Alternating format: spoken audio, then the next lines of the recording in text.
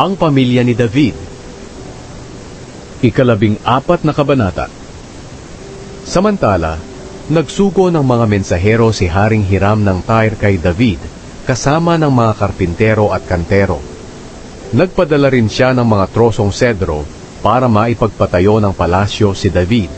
At dito nalaman ni David na ang Panginoon ang nagluklok sa kaniya bilang hari, at nagpalago ng kaharian niya para sa mga mamamayan niyang Israelita. Doon sa Jerusalem, marami pang naging asawa si David, at nadagdagan pa ang mga anak niya.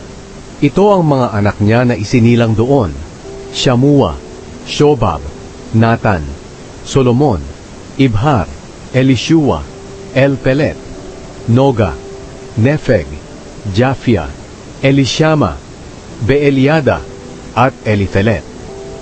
Tinalo ni David ang mga Filisteo.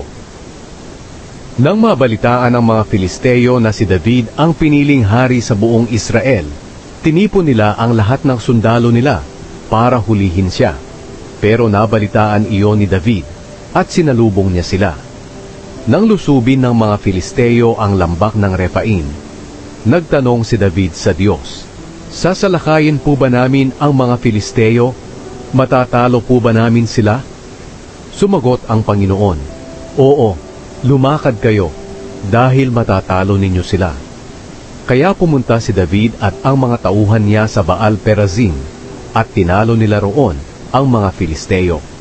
Sinabi ni David, "Nilipol ng Diyos ang mga kalaban ko na parang dinaanan ng rumaragas ang baha, at ginamit niya ako para lipulin sila." Kaya tinawag na Baal Perazim ang lugar na iyon. Naiwan ng mga Filisteo ang mga Diyos-Diyosan nila roon, at nag-utos si David na sunugin ang mga ito. Muling nilusob ng mga Filisteo ang lambak ng Rephaim, kaya muling nagtanong si David sa Diyos, at sumagot ang Diyos sa kanya, "Huwag niyo agad silang salakayin, palibutan niyo muna, at saka niyo sila salakayin malapit sa puno ng balsamo.